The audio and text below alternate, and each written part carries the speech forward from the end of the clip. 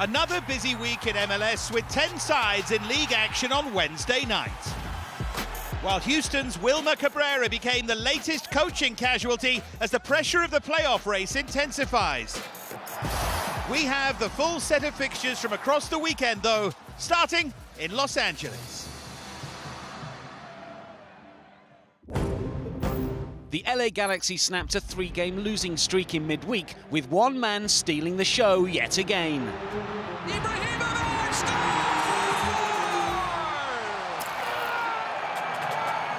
Now they faced a Seattle side capable of the spectacular. 1, 2, 3, and Rui Diaz, and still Rui Diaz. That's a terrific goal. A vital encounter for these West Coast giants in the hunt for the playoffs.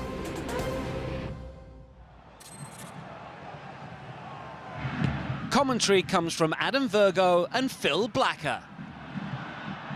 Rui Diaz was he hauled back there? That's what he's claiming. He was first back to his feet, and it is. Yeah, I thought it might be. It's a straight red card already. Well, only 5 minutes played. Daniel Steres lands the Galaxy with a huge problem. Can't allow the ball to bounce, but look how open the Galaxy are at the back there. 5 minutes into the game, can't leave yourself one-on-one at the back. I think it is a red card. This is a real chance for the Sounders to take complete control of this game now. Fabio Alvarez comes away with the ball. Ibrahimovic will return it to him. He's got plenty of space in which to work here, Alvarez. Cuts it back towards Dos Santos, who goes down. And the referee's given the penalty. It's another big call from Robert Sabiga, who's been kept very busy in the early stages here. Kevin Stott is the video assistant referee. He's currently having a look at it. Robert Sabiga did give it. He's going to have another look at this himself. I do think it's a handball that in there as well when he takes that first touch. The recommendation to review it suggests that he may want to revise his decision. And he's not given it. Home fans react with frustration.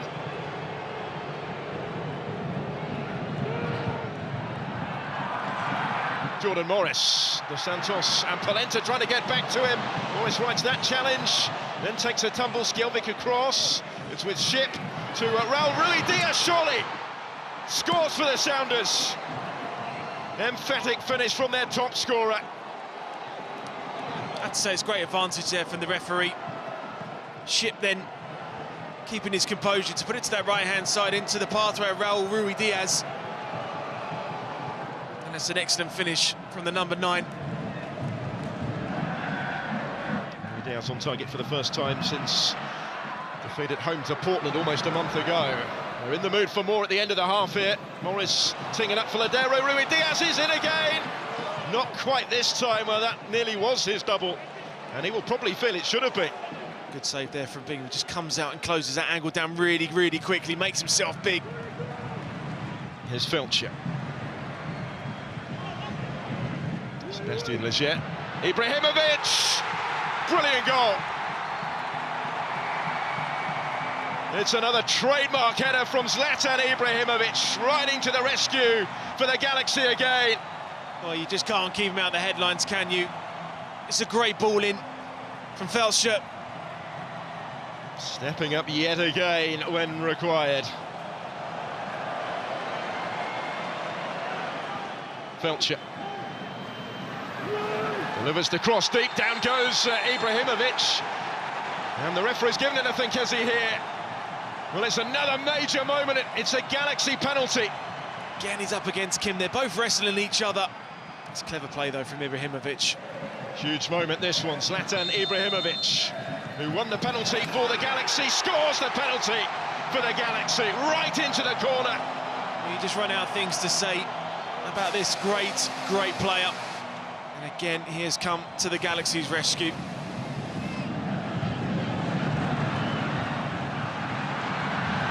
Advance again here through Antuna. Ibrahimovic is on the hat-trick and he's missed it this time.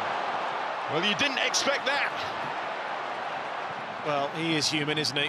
After all. A long ball over the top. Bingham's come a long way as well. And a chase on here. He's not going to get there. Isn't Skjelvik? It's in. It's 2-2. An extraordinary goal. Well, he's made important saves, David Bingham, in this game, but he's made a horror mistake there. Almost there on Skjelvik to get the own goal. Nothing really he could have done. And this from Ibrahimovic now seems a massive one. If I would score the goal ahead in front of the goal, we would win, but I think we did great today, fantastic. We showed great spirit. Playing with one less for almost the whole game is not easy. Over in the East, the table-topping Philadelphia Union travelled to a Chicago Fire team who'd won 2 of their last 3 and were spearheaded by Nemanja Nikolic, who'd scored in each of his last 3 games. And 7 minutes before half-time, he had another, a clever darting run at the near post and a 1-0 lead. 5 minutes later, the Fire had the chance to make it 2. Aurélien Collin wrestled with the former Philadelphia forward CJ Sapong at a corner, and the referee, Joseph Dickerson, pointed to the spot. Nikolic stepped up and kept up his hot goal-scoring run. That's now 5 in his last 4 and 11 for the season. The Union were given some hope, though. On the stroke of half-time, Nicolas Gaitan dived into an ill-advised challenge on Jamiro Montero. And the Argentine playmaker was shown the 3rd red card of his professional career. So it was 10 against 11 for the whole of the second half, but the Union couldn't make the most of their advantage, with Sapong coming close to making it 3 just after half-time. And then Philadelphia at least offering something in the game's last seconds. Jack Elliott's header saved by Kenneth Kronholm. The Union stumble. It's 3 wins in 4 for the Fire.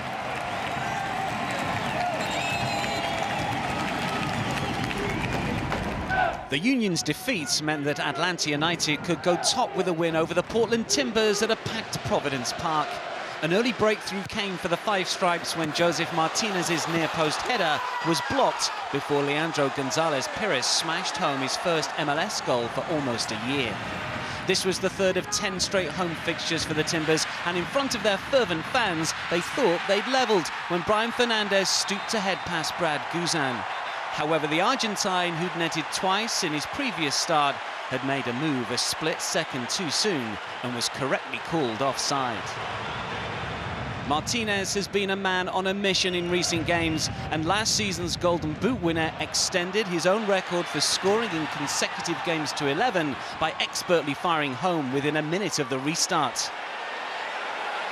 Atlanta had won the Campeones Cup in midweek, but showed little signs of losing any concentration as the game wore on.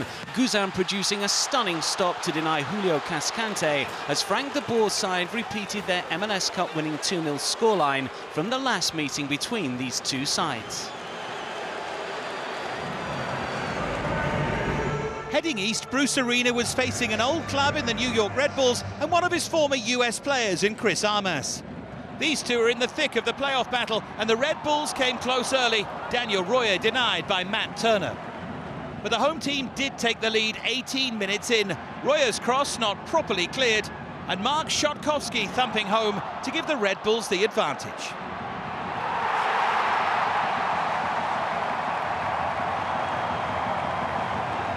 With 25 minutes left, the Rebs were level. Gustavo Bo had made quite an impact since joining, and this was his 4th goal in just his 6th MLS match. Expertly taken too. The Red Bulls still could have won it though. In added-on time, Michael Murillo picked out Bradley Wright-Phillips, and Turner made a magnificent save. A big point for the Rebs, frustrating for the Red Bulls.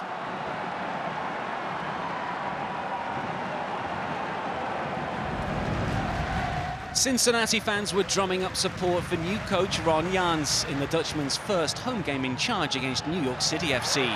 Hoping to build on a 2-2 derby draw at Columbus last week, the hosts were given a great chance to open the scoring when Roland Lamar burst through before being brought down by Eric Miller.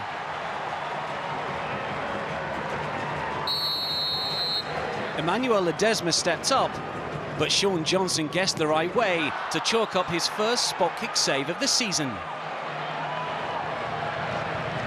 6 minutes later, there was nothing the NYCFC keeper could do to stop Alan Cruz's thunderbolt of a strike, a fifth of the term for the Costa Rican.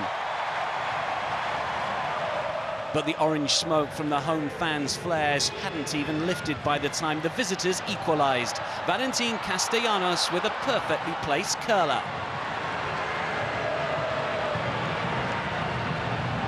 The momentum had swung NYCFC's way, and another dangerous attack brought another opportunity for Domenic Torrent's side. Referee Nemes Agafi expertly spotting Andrew Gutman's handball inside the penalty area.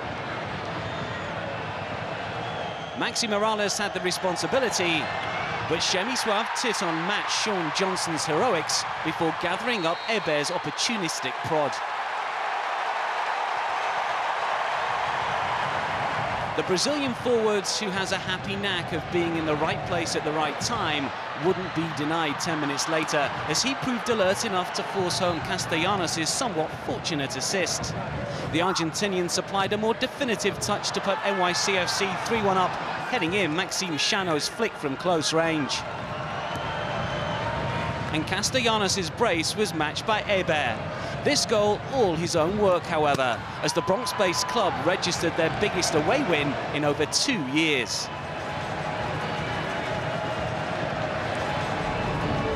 Staying in Ohio, the Columbus Crew were looking to make it 6 games without defeat as they hosted a Toronto FC team who were pushing for the postseason.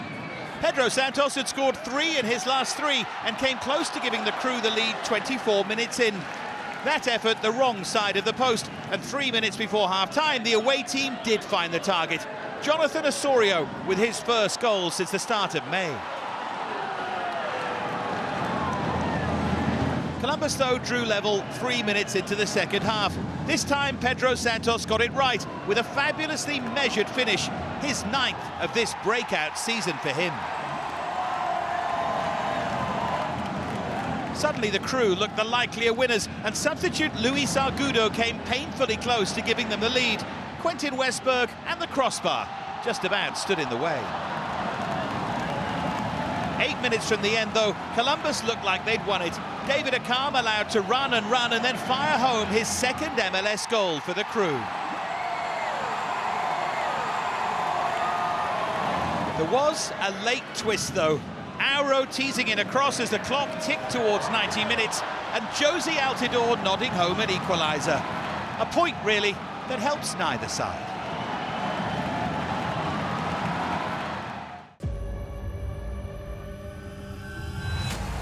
After 6 defeats in 7, could the Montreal Impact use home advantage to turn their season around?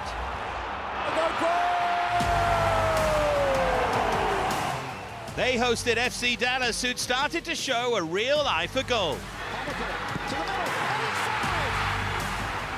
With the race for the playoffs heating up, could either claim a vital 3 points at Stade Saputo? Your commentators are David Prutton and Dan Roebuck. Lovitz to play the ball to the edge of the area. Massive opportunity taken brilliantly, Lapalainen. Well, Dallas switch off, and the Montreal Impact punish the Texans. Not quite sure exactly what happened with the Dallas defending. It's quite clearly a mistake, isn't it? Falls at the feet of Lapalainen, who's got the composure to beat Gonzalez. It's a real gift that's been offered to the home side there.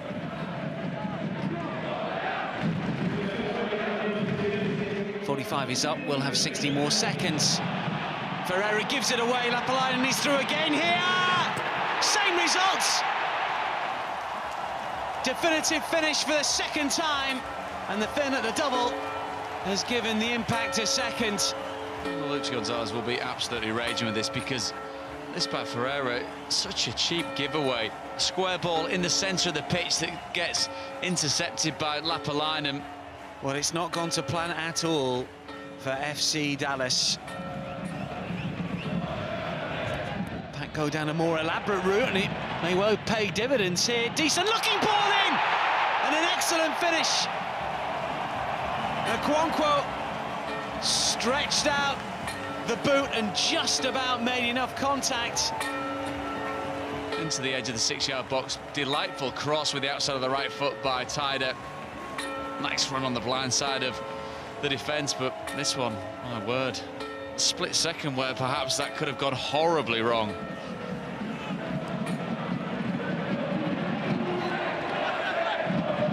Seventh of the campaign for Okonkwo. This is Barrios. Good start. Ondrzejczyk. Dallas back in this. Well, the impact defence switch off for a second, and the substitute has struck for the visitors. Straight down Evan Bush's throat, this. I'm surprised it doesn't deal with it.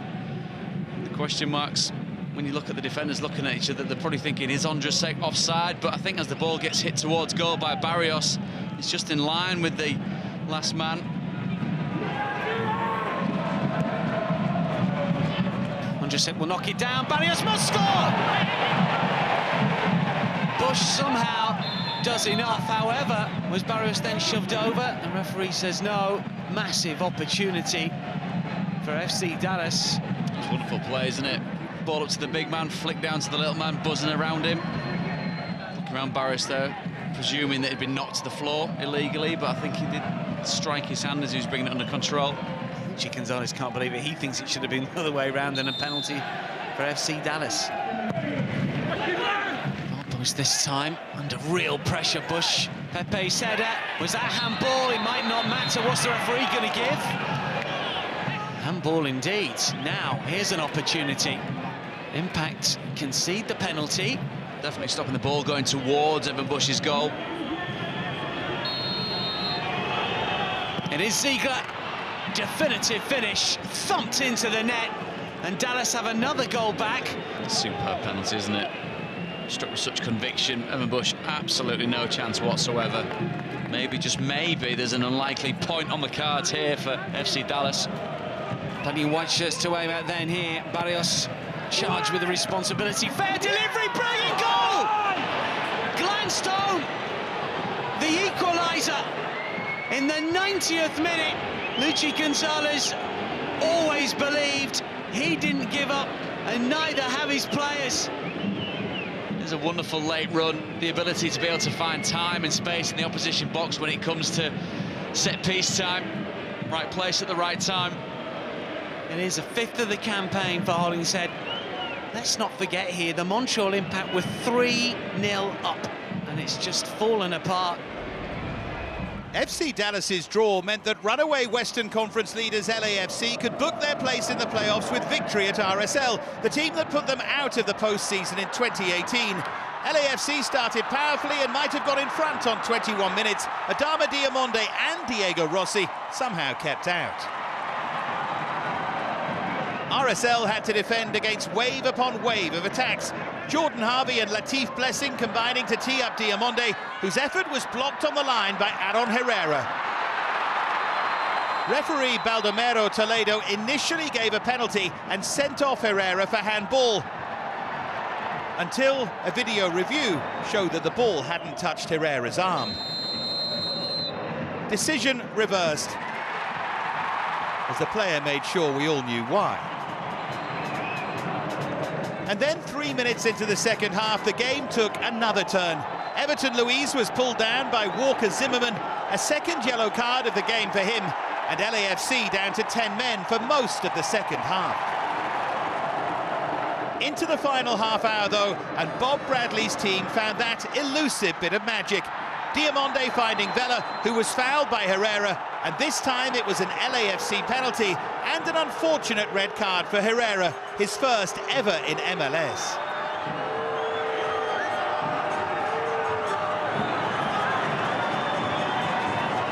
Vela struck the perfect spot kick to make it 24 for the campaign and a new single-season record for assists and goals combined, and the visitors didn't look back.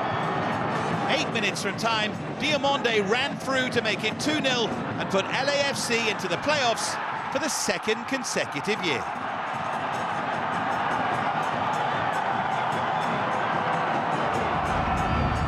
The Houston Dynamo's first game since Wilmer Cabrera's sacking in midweek saw interim coach Davey Arnaud in the dugout and the Colorado Rapids as the opposition. True to their moniker, the visitors were quick off the mark. Diego Rubio raced on to Sam Nicholson's header to put Connor Case's side in front in the 7th minute. 4 straight defeats put paid to Cabrera's reign. A response was required. Memo Rodriguez close to providing it, but denied by the fingertips of Clint Irwin. Defensive deficiencies had cost the Dynamo dear in recent games, and further poor play at the back saw them punished again. Rubio taking advantage of a sloppy pass from Maino Figueroa to make it 2-0, his 8th goal in his last 10 league appearances. With just over a quarter of an hour remaining, the Dynamo kick-started a comeback. Mauro Manota smashing home Adam Lundqvist's through ball. And the Colombian was on hand to finish a well-worked move to earn the home side an unlikely point. An 11th goal of the season for the striker, who will be key to the Dynamo's slim playoff chances.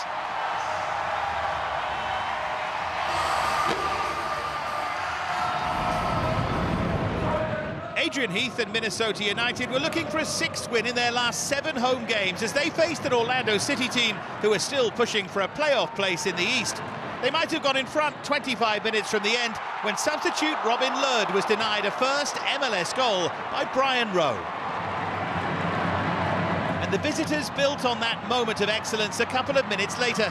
Nani able to burst through, and Ike Opara mistiming his challenge. Jair Marufo pointing to the spot, Opara getting none of the ball. Nani fired home the spot kick for his first goal since the 1st of June, and Orlando held the lead until added on time, when Roman Metania's long throw fell to Abu Danladi for a dramatic late equaliser.